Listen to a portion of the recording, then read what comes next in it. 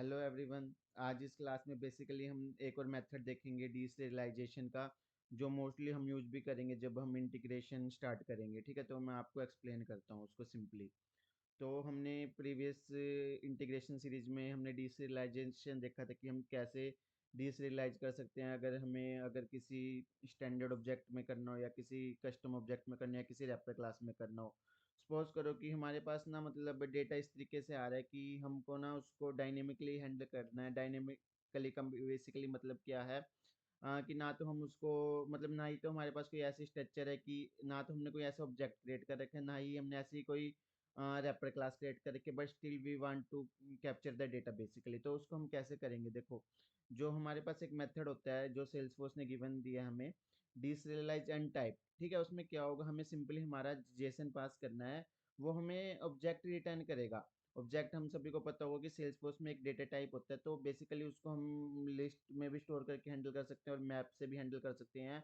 But हम जब real time पर काम करेंगे आपको और भी अच्छे से एक्सप्लेन करेंगे कि कैसे हम स्टेप बाय स्टेप उसको करेंगे। ठीक है, अभी के लिए मैं आपको एक ओवरव्यू दे देता हूँ। सपोज करो कि मेरे पास एक जेसन थी। ठीक है, अभी मैंने एक खुद से ही डिक्लेयर किया एक जेसन, बट रियल टाइम पर ऐसा नहीं होता कि हमारे पास डेटा रिस्पॉन्स में आता है। ठीक है, तो अभी के लिए सिंपली मैंने एक जेसन डिक्लेयर किए हैं यहाँ पर, उसको मैंने एक स्ट्रिंग में स्टोर कर रखा है जेसन इनपुट। ठीक है, और अभी देखो मैंने आपको बताया कि मेरे पास एक मेथड होती है जेसन डॉट डीसerialize अनटाइप। ठीक है, उस मेथड में बेसिकली मुझे अपना रिस्पॉन्स मतलब जो भी जेसन आ रही है मेरे पास वो एंटर करनी होती है। करंटली अभी मेरे पास यहाँ पे जेसन इनपुट थी, तो सिंपली मैं उसमें एंटर कर दूंगा।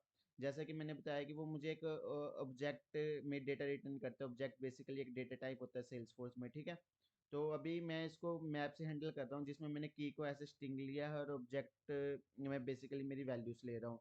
क्योंकि देखो अभी मतलब यहाँ पर मेरे डेटा में वैल्यूज लाइक अलग अलग टाइप्स की हैं, तो बेसिकली वो वैल्यूज मुझे ऑब्जेक्ट में मिल रही है। ठीक है, तो अभी सिंपली देखो, अब हमको पता होगा कि जब भी हमारे पास मैप में डेटा होता है तो हम की दे के वैल्यू गेट कर सकते हैं। देखो अभी हमारे पास की कौन कौन सी है, नेम है, एज है और यहाँ पर सिटी है। तो बहुत सिंपल जेसन लिया है। रियल टाइम पर कभी भी इतना सिंपल रिस्पॉन्स नहीं आता, लेकिन आप जब हम इंटीग्रेशन से जल्दी स्टार्ट करने वाले हैं उसमें हम आपको बिल्कुल प्रॉपर एक्सप्लेन करेंगे कि टफ से टफ मतलब जब हमारे पास कॉम्प्लेक्स जेसन होगी तो हम उसको कैसे हैंडल करेंगे। हमारे पास सेल्सफोर्स ने क्लास भी दी है तो हम उसका भी यूज करेंगे, जेसन टू एपेक्स बेसिकली। तो मतलब काफ़ी चीज़ों का हम यूज करने वाले हैं, तो डोंट वरी। अभी तो हमें इस चीज़ों को बिल्कुल सिंपलाइज करके एक्सप्लेन करने की ये मेथड्स होते हैं, ताकि जब हम इंटीग्रेशन करें तो आपको बेसिक पता हो। ठीक है, तो सिंपली मैंने क्या किया, यहाँ पर मेरे मैप का नेम था पर्सन मैप।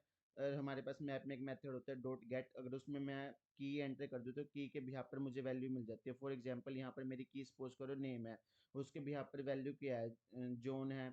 और एज के बिहाफ पर एज है उसकी, और सिटी के बिहाफ पर उसकी सिटी है, समथिंग लाइक दैट। ठीक है, तो उसके बिहाफ पर मुझे वो वैल्यू प्रिंट आउट हो जानी चाहिए। और देखो कि जैसा कि मैंने यहाँ पर एक लाइन लिखी है, in this case when we use this JSON dot deserialize type to convert a JSON stick into map of key value player, it's the untype because we don't have a specific class structure. मतलब इसका मतलब क्या हुआ कि मेरे पास ना ही कोई मतलब रियल टाइम पर उस वक्त कोई ऐसा ऑब्जेक्ट था या समथिंग, कि ना ही मैंने कोई रैपर क्लास क्रिएट किया। और हम ये भी बोल सकते हैं कि हमारी रिक्वायरमेंट ये थी कि बस हमें सिंपली रिस्पॉन्स को कैप्चर करना था। ना हमारी रिक्वायरमेंट नहीं थी कि हम उसके लिए कोई अकाउंट सॉरी कोई ऑब्जेक्ट क्रिएट करें या कोई रैपर क्लास क्रिएट करें simply. But we still want to store the मतलब लाइक रिस्पॉन्स। तो सिंपल था ये काफ़ी। तो अभी के लिए मैं इसको आपको डीबग करके दिखा देता हूँ कि हमारे पास अभी कैसा रिजल्ट आ रहा है। तो मैं इसको एग्जीक्यूट कर देता हूँ। तो हाँ ठीक है, मैंने इसको एग्जीक्यूट करा है और इसका रिजल्ट देख लेते हैं हम सिस्टम डॉट डिबग करके। देखो की के यहाँ पर मुझे तीनों वैल्यू मिल गई। तो ये मेरा एक मेथड था डीएसerialize अनटाइप्ड वाला।